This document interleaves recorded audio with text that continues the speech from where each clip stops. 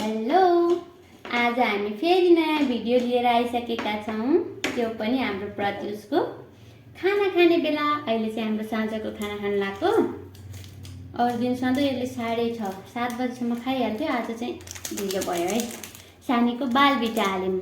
सबैभन्दा पहिला हामीले सानीको खाना के गर्यौँ, पकायौँ। त्यसपछि मनतातो गरेर सेलाउन दियौँ, अलिकति मनतातो हुने गरी। त्यसपछि नेपाल सरकारले निःशुल्क रूपमा वितरण गरिरहेको बालबिटा हाल्यौँ।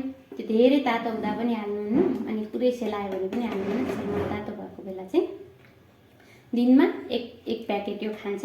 त्यो पनि यसले बेलुकाको टाइममा खाने गरेको छ। हाम्रो प्रत्युष त सुतेको थियो नि त, उठेर त भोकाएछ। मिठो छ, मिठो छ। आज त मैले प्रत्युषलाई के बनाइदिएको थिएँ थाहा छ? तिमीलाई थाहा छ के थियो? ल, बाजुराको रातो चामल, अनि मासको दाल, अनि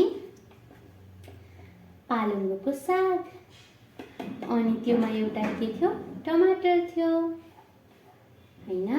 सानीलाई पालुङ्गोबाट के पाउँछ? आइरन रिच फुड हो त्यो, आइरन पाउँछ।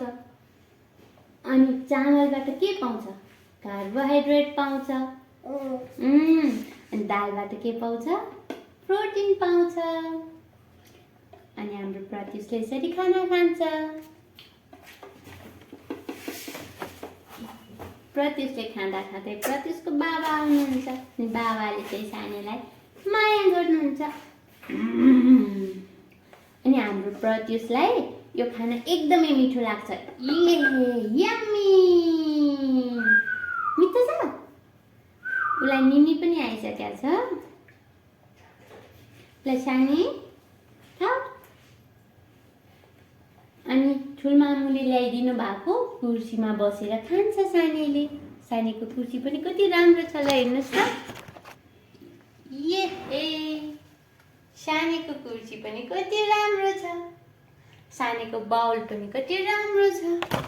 अनि यो सानीलाई चाहिँ भुइँमा बसालेर खुवाउने गरेको थिएँ है बिचमा। अनि यसले के गर्छ भन्दाखेरि, भुइँमा बसाल्यो भने यो फट्याङ्ग्रोले खाँदा खाँदै मामुसँग काखमा जाने भनेर आफू त कपडा फोहोर गर्छ, मेरो पनि कपडा फोहोर गरिदिन्छ। त्यही भएर मैले फेरि सानीलाई कुर्सीमै बसालेर खुवाउन सुरु गरेको। यो भाषा एउटै ठाउँमा बसेर मजाले खान्छ।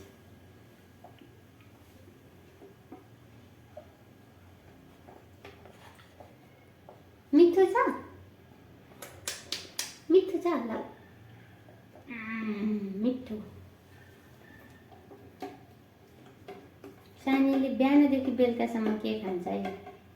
बिहान उठ्छ, सबैभन्दा बिहान उठेर सानीले बुप्पी खान्छ। अनि बुप्पी खाएपछि चाहिँ 9:30 चाहिँ सानीले खाना खान्छ। सानीको खानामा मैले सधैँ भात चाहिँ सधैँ राखिदिन्छु खानामा चाहिँ। अनि भात हुन्छ, अनि साग हुन्छ, अरू कुनै तरकारी हुन्छ। दाल चाहिँ चेन्ज हुन्छ दिनकै, कहिले मसुर, कहिले सिमी। नखाने? ल, यो खेलाउँदै खाऊ न त। अनि टमाटर हुन्छ भिटामिन सीको लागि। अनि सानीको माम पनि ल्याइदिनु भएको रहेछ बाबाले। ल, खाऊ न, खाऊ न पप्पू।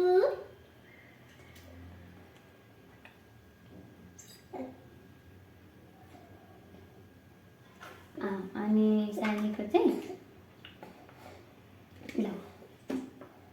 ल यो खेला। अनि दिउँसो त्यसपछि उसले खाना खाइसकेपछि 12 बजेतिर कुनै फलफुल खान्छ। स्ट्रबेरी खान्छ, कहिले केरा खान्छ। उसलाई स्याउ चाहिँ मन परेको छैन, खै किन हो। मैले पनि अहिले अक्सिजन भएको भएर चाहिँ स्याउ दिने गरेको छैन। अस्ति एक दिन चाहिँ आँप खायो, लिची खान्छ। अरू के खान्छ? घरमै पाकेको मेवा खान्छ सानीले। अब चाहिँ नास्पाती पाक्दैछ, नास्पाती फल्दैछ। अब नास्पाती खान्छ। सकभर चाहिँ घरको खानेकुरा चाहिँ घरको फलफुल पनि घरकै फोकस गरिरहन्छु। कहिले केरा चाहिँ अहिले सब म्याक्सिमम खाएको भनेको केरा होला। अनि 12 बजेपछि कति बजे खान्छ चानाले? भन त, तिमीले कति बजे खान्छौ? त्यसपछि प्रत्युषले खान्छ 2 बजे।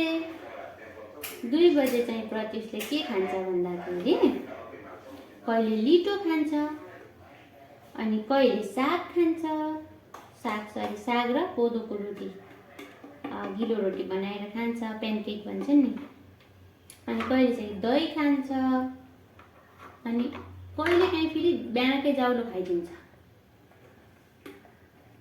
अनि कोदोको रोटी चाहिँ प्रत्युषलाई मिठो लाग्छ, आफै पनि गरेर खान्छौ है।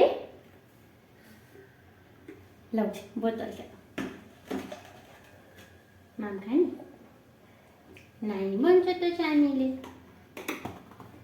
अनि त्यसपछि फेरि बुब्बी त बिचबिचमा खाइराख्छ उसले, म घरमै हुन्छु नि त, अनि त्यही भएर खाइराख्छ। अनि त्यसपछि सिधै अनि बेलुकाको खाना लगभग 7 भन्दा अगाडि खुवाउन कोसिस गर्छु, तर कहिलेकाहीँ के हुन्छ यो सुत्छ, हाम्रो खाना ढिलो पाक्छ।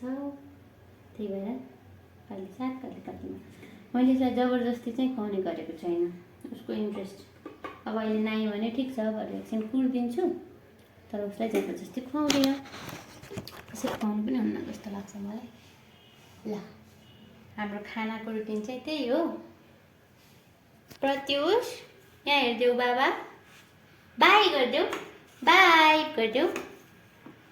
हामी नयाँ कुराहरू सधैँ अपडेट गर्नेछौँ, तर आजलाई यति नै। बाई।